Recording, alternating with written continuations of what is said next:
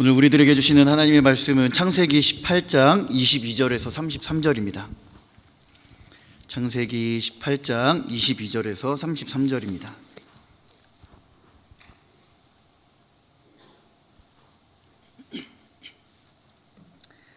제가 먼저 22절 읽도록 하겠습니다. 그 사람들이 거기서 떠나 소돔으로 향하여 가고 아브라함은 여호와 앞에 그대로 섰더니 아브라함이 가까이 나아가 이르되 주께서 의인을 악인과 함께 멸하려 하시나이까. 그 성 중에 의인 50명이 있을지라도 주께서 그곳을 멸하시고 그 50의인을 위하여 용서하지 아니하시리까. 주께서 이같이 하사 의인을 악인과 함께 죽이심은 부당하오며 의인과 악인을 같이 하심도 부당하나이다.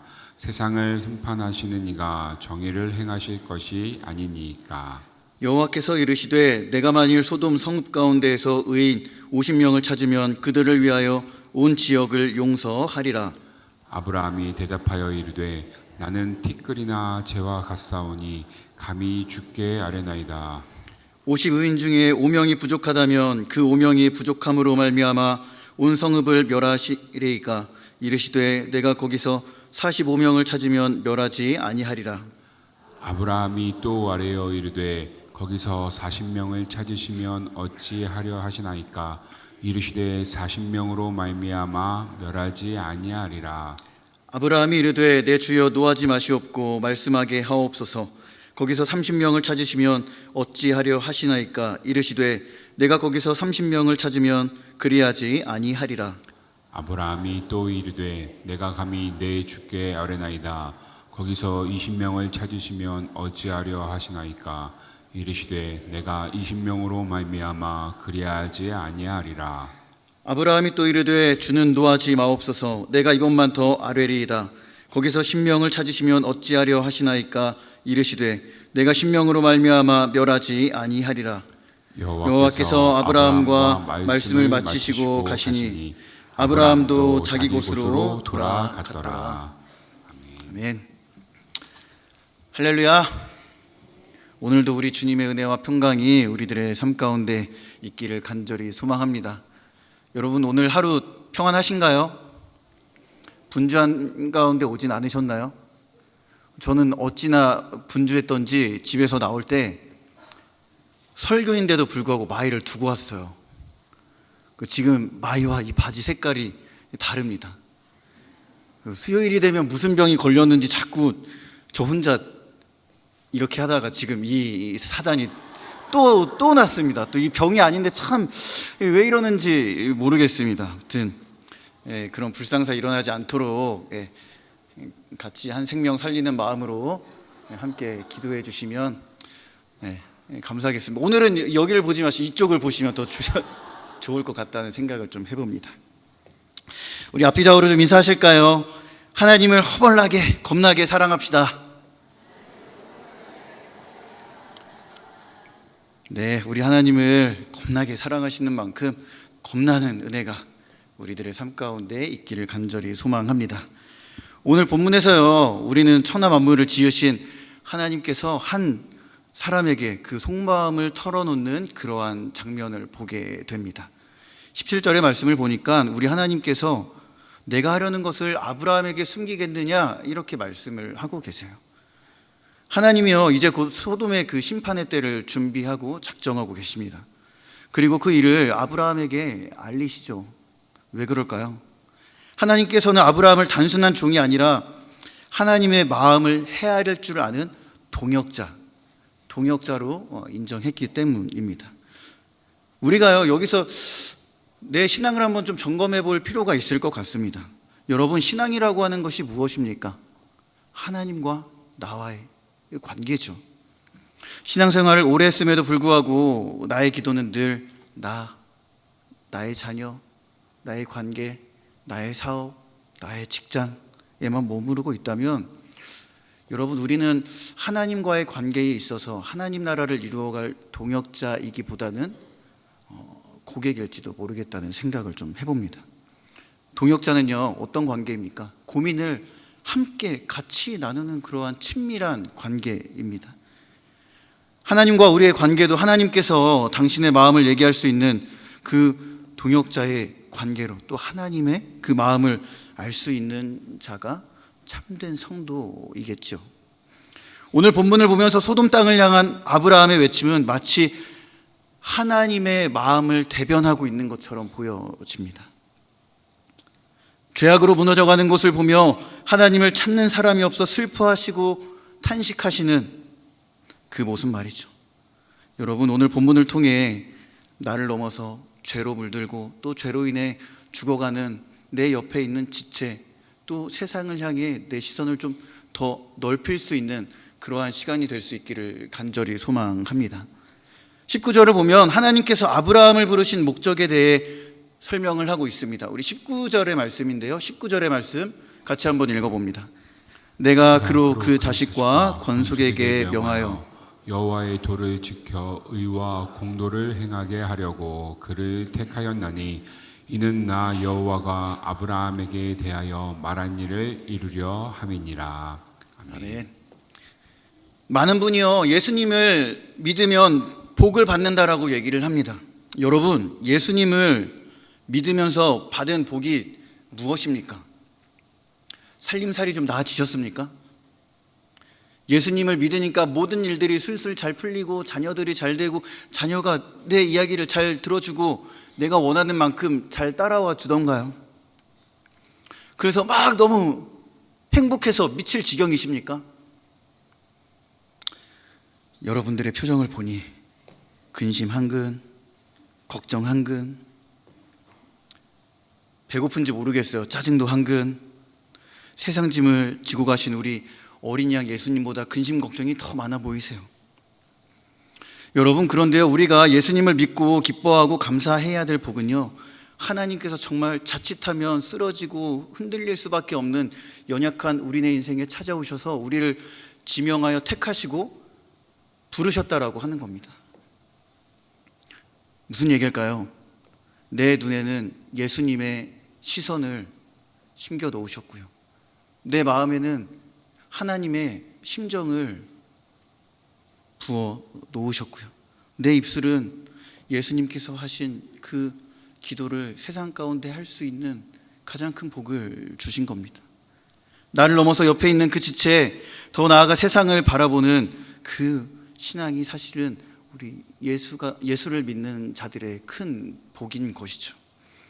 우리가 믿는 기독교는 어떤 신앙입니까? 사실 저는 기독교라는 이 단어를 크게 좋아하지는 않습니다. 왜냐하면 기독교라고 하는 단어 자체가 세상의 어떤 종교 중에 하나처럼 느껴질 때가 있어서 그닥 좋아하지는 않습니다. 내가 믿는 이 기독교는 내 전부고 내 생명이고 삶인데 어떤 종교처럼 느껴지는 단어가 때로는 참 이렇게 거부감 느껴지게 다가오기도 합니다. 그래서 편의상 이 기독교라는 표현을 써보자면 우리가 믿는 이 기독교는 그저 은혜만 받는 그러한 종교는 아닙니다. 여러분, 오늘 이 자리에 무슨 연유로 나오셨습니까? 은혜 받고 또 내 상하고 낙심된 마음, 지친 마음 치유받고 회복되기를 위해 나오셨죠. 예, 좋습니다. 그런데요, 우리의 신앙은 개인적인 신앙만을 추구하는 그러한 신앙이 되어서는 안 된다라고 하는 것이죠. 우리 하나님은 어땠습니까? 성부, 성자, 성령이 공동체가 하나를 이루어 그 사역을 다 감당하셨죠. 기독교의 신앙은요, 나를 넘어서 옆에 있는 지체, 공동체, 세상을 향해 나아가 죽어가고 있는 그 생명들을 살리는 신앙이 기독교 본질 중에 하나입니다. 여러분, 기복신앙이라고 하는 것이 다른 것이 기복신앙이 아닙니다. 그 신앙이 나 개인적인 것을 향하고 있다면 그 신앙은, 그것만을 향하고 있다면 그것은 다 기복적인 신앙입니다. 나만 잘 믿는 신앙, 나만 잘 되기를 원하는 신앙, 그것이 기복신앙입니다. 그러나 하나님은 그런 삶을 살라고 우리들을 부르신 것 같지는 않습니다. 아브라함을 부르신 그 하나님이 우리를 부르신 이유가 19절에 기록되어져 있죠. 우리 19절의 말씀인데요, 우리 19절의 말씀 다시 한번 볼까요? 노란색 글씨만 한번 다시 읽어보겠습니다. 여호와의 도를 지켜 의와 공도를 행하게 하려고 그를 택하였나니라고 부르고 있습니다. 우리를 택하심, 또 그 부르신 목적은요, 하나님께서 우리를 통해 세상에 하나님의 의와 공도를 행해 하나님을 드러내라고 우리들을 부르신 겁니다. 신뢰를 무릅쓰고 이에 해당하는 히브리어 딱 2개만 한번 말씀드려 보겠습니다. 이 의라고 하는 것은 히브리어로 체다카라는 단어를 씁니다. 우리가 하나님 앞에서 지켜야 할 기준, 하나님 앞에서 지켜야 할 기준을 의미합니다. 이 의라고 하는 것, 의로우신 하나님의 성품이기도 하죠. 이것은 나 혼자만의 신앙, 이기적인 신앙심을 버리고 공동체를 위해 헌신하는 모습으로 나아가야 함을 말씀하고 있습니다.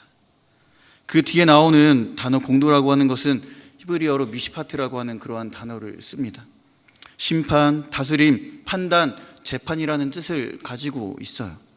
모든 판단의 근본적인 근거가 됩니다. 공의로우신 그 하나님의 속성에 근거해 우리가 마땅히 행해야 될 그 판단, 바른 판단, 하나님 앞에서 반드시 지켜야 할 영적인 의무를 얘기합니다. 그래서 미가서 6장 8절은 이렇게 말씀을 하고 있습니다. 우리 미가서 6장 8절의 말씀 읽어봅니다. 사람아, 주께서 선한 것이 무엇임을 내게 보이셨나니 여호와께서 내게 구하시는 것은 오직 정의를 행하며 인자를 사랑하며 겸손하게 내 하나님과 함께 행하는 것이 아니냐. 하나님께서요, 우리를 통해 하나님의 정의, 공의가 흘러가도록 부르심은 로또나 해군권 추첨처럼 일정 확률로 무작위 랜덤으로 우리를 그냥 탁 어딘가에서 끄집어낸 것이 아니라는 얘기입니다. 하나님께서 아브라함, 우리를 택하셨다라고 하는 것은 어떤 의미가 있냐면 내가 너를 온전히 알고 있다라고 하는 그러한 의미가 되는 거예요. 이사야 43장 1절에도 보면 하나님께서 야곱을 어떻게 부르십니까? 지명하여 불렀다라고 얘기하죠.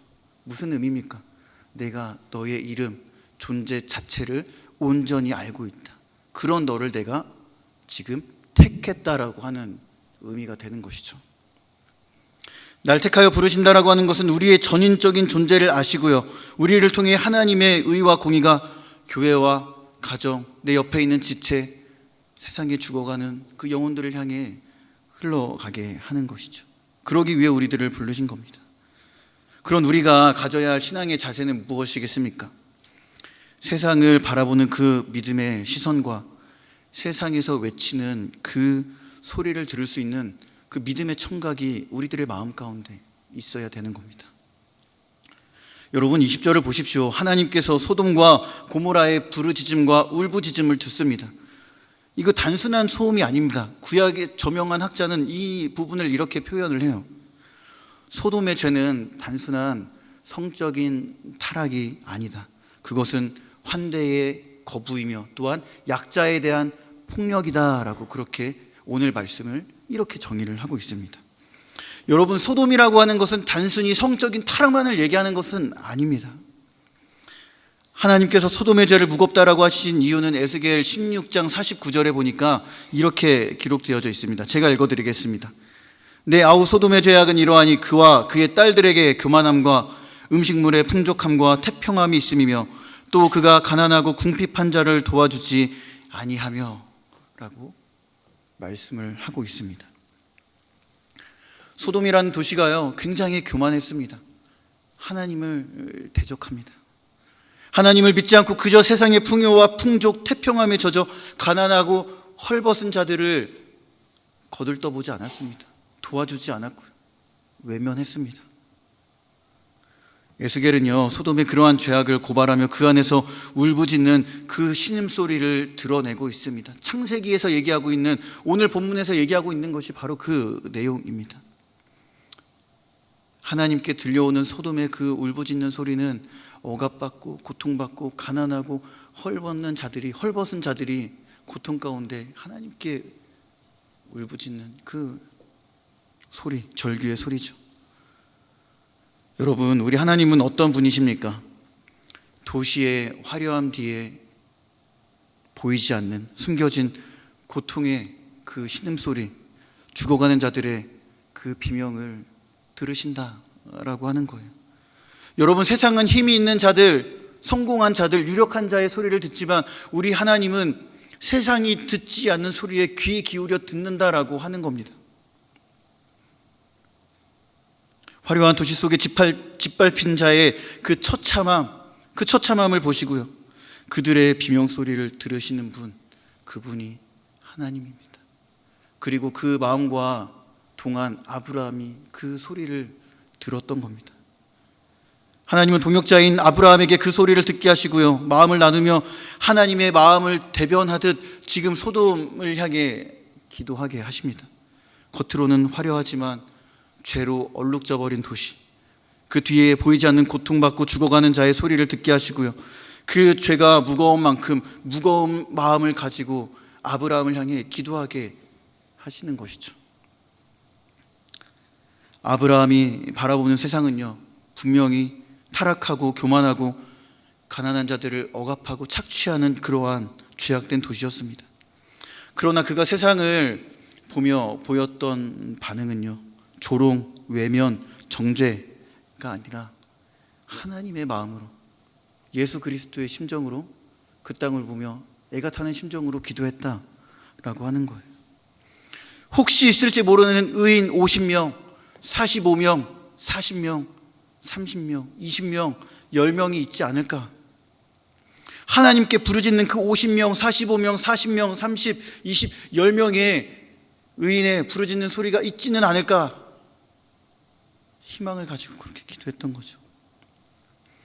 그렇게 기도하며 하나님은 그 기도 소리를 들으시고 그러한 자가 있다면 그 땅을 멸하지 않겠다라고 하셨습니다. 그러나 우리들은 이 기도의 결과를 그 다음 장에 보면 잘 알죠.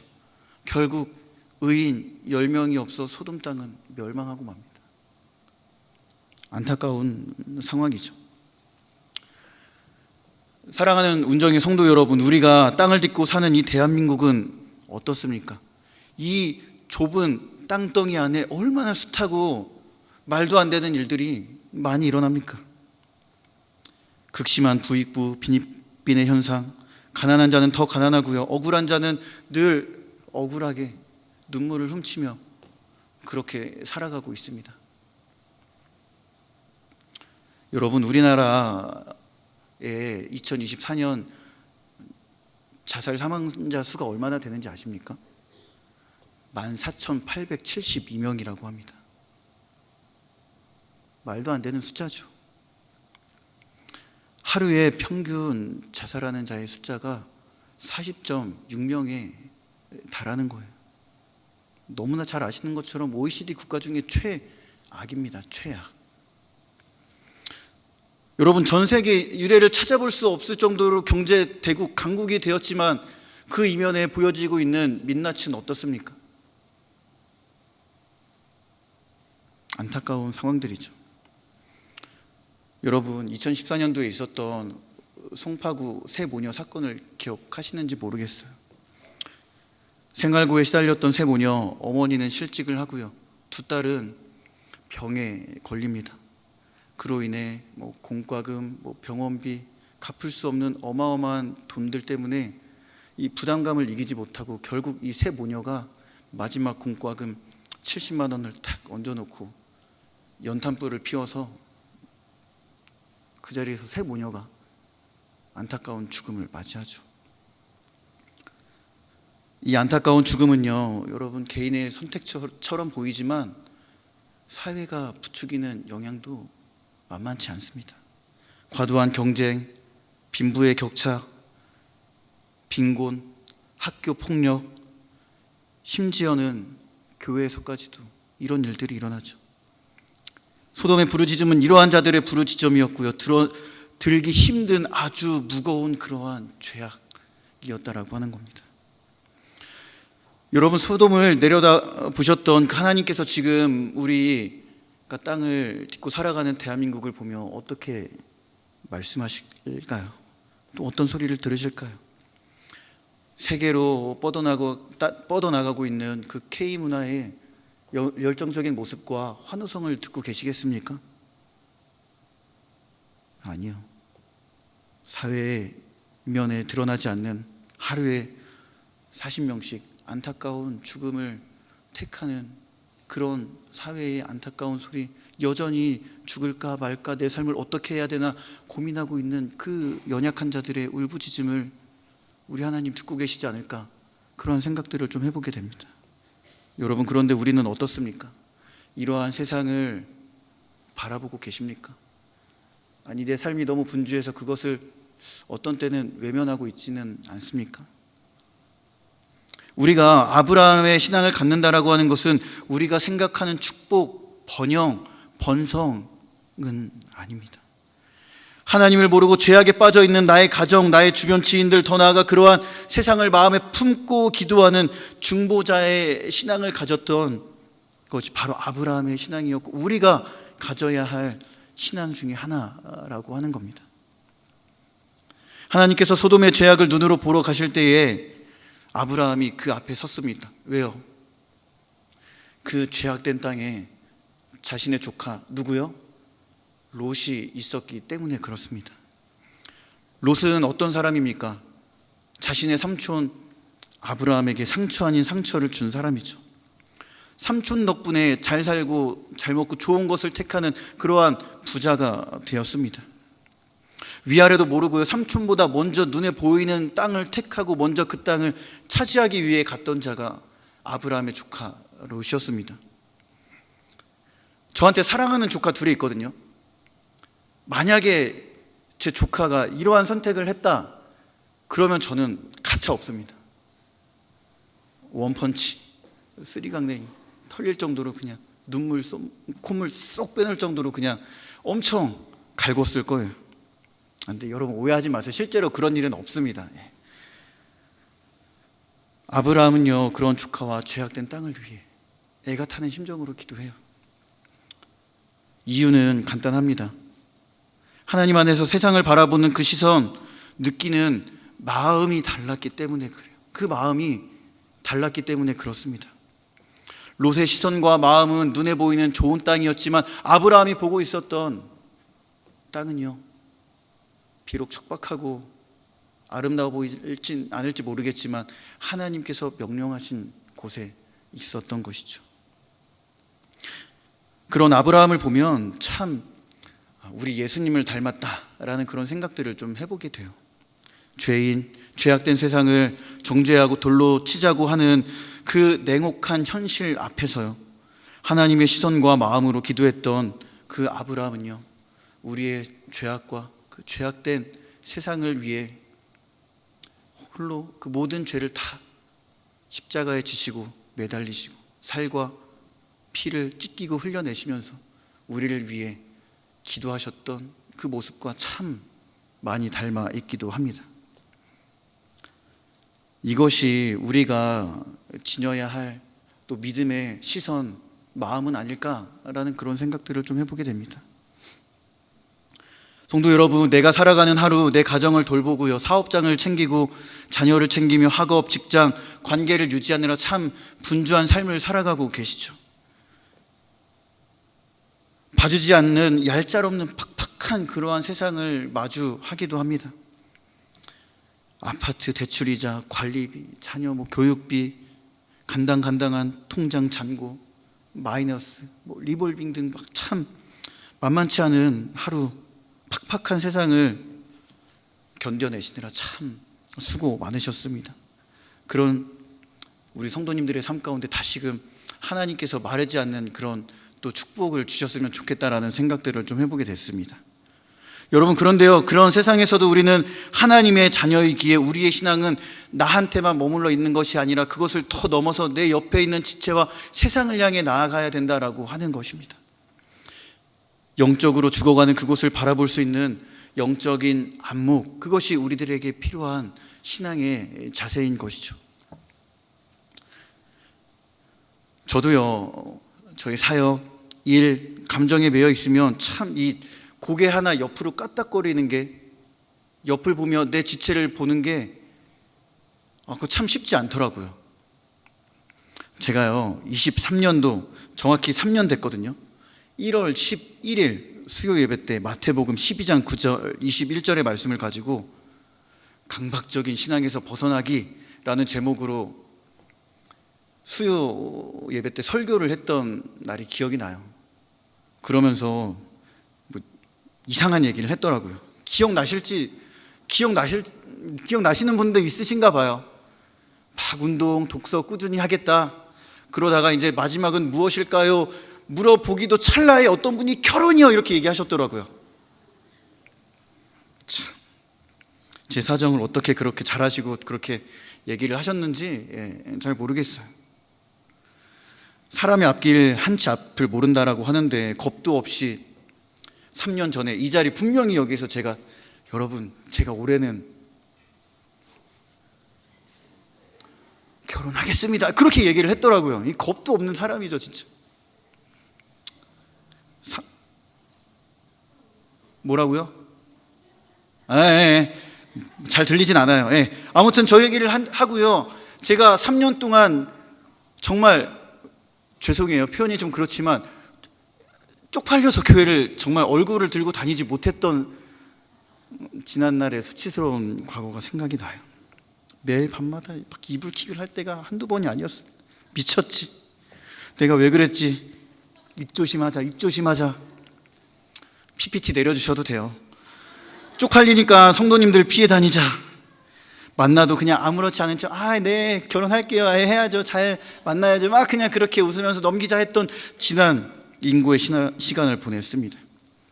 말이라도 하지 않았으면 창피하지 않았을 거예요. 그런데요, 그렇게 버텨서 이제 만 7년을 지금 함께 이렇게 저도 우리 교회와 함께 걸어가고 있더라고요.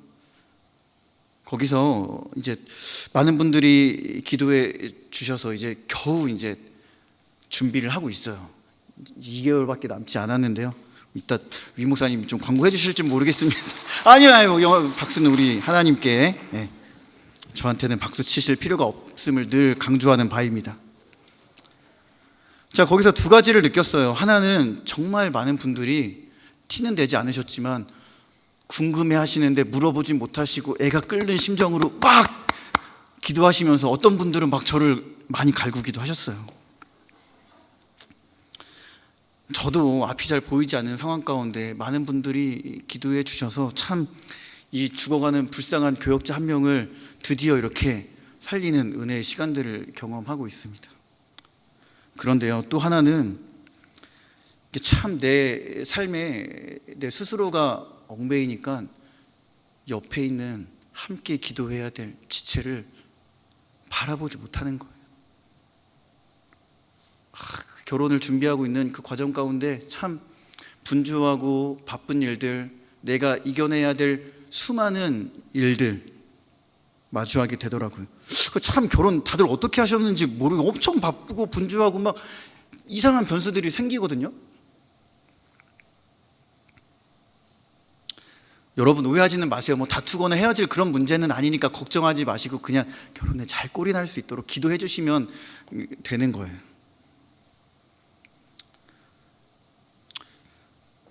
이제 좀 말씀을 맺어 볼까 합니다.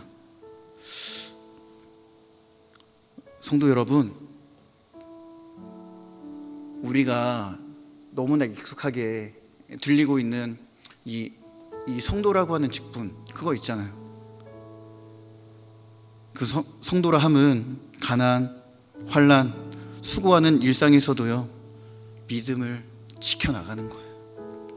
주님을 섬기고 드러내는 일에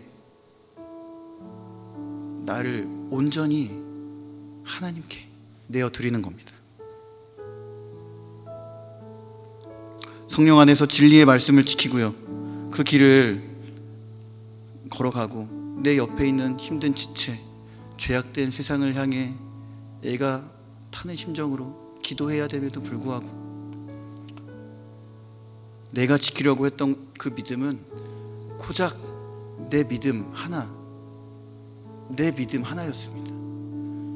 여러분, 우리가 아까 예수 닮기를 이라는 찬양을 불렀습니다. 한번 좀 여쭤보고 싶어요. 진정으로 예수님 닮기를 원하십니까? 그러면 우리 예수님이 나와 여러분들을 위해 기도했던 것처럼 우리도 내 옆에 있는 지체, 죄악에 몸부림치고 울고 있는, 슬퍼하고 낙심하고 좌절하고 죄악으로 죽어가고 있는 그 세상을 향해 기도할 수 있는 중보자의 거룩한 사명을 우리들은 감당해야 되는 거예요. 아브라함이 그것을 보여줬고, 그렇기 때문에 때로는 학자들이 아브라함을 예수님의 모형이다 이렇게 얘기를 하는 겁니다. 여러분의 마음, 시선은 믿음 안에서 어디를, 누구를 향해 가고 있으십니까? 참된 성도로서 우리가 걸어가야 할 길은 내 신앙만 지키는 것이 아니라 내 옆에 있는 지체도 바라보아야 함을 다시금 마음에 새기셨으면 좋겠습니다. 사랑하는 운정의 성도 여러분, 지금 내 신앙 나만을 위한 믿음입니까? 아니면 하나님께서 바라보라고 하시는 곳, 하나님께서 마음으로 흘린 그 눈물의 자국이 있는 저 죄 많은 세상, 내 옆에 있는 지체에게 있으십니까? 간절히 바라고 원하는 것은 나만을 위한 그 신앙을 넘어 아브라함처럼, 또 예수님처럼 우리의 죄악을 다 깨끗하게 씻어주시기 위해 십자가에서 주님, 저들의 죄를 사하여 주옵소서, 저들이 하는 죄를 모릅니다 라고 했던 그 고통 속에서의 중보자적 기도, 우리들도 함께 해나가야 되지 않겠습니까? 그렇게 아브라함이, 우리 예수님이 자신의 몸을 던져 수치를 무릅쓰고 기도의 제물이 됐던 것처럼 우리 역시 그러한 기도의 제물로 하나님께 올려드릴 수 있는 그러한 자들 될 수 있기를 간절히 소망합니다.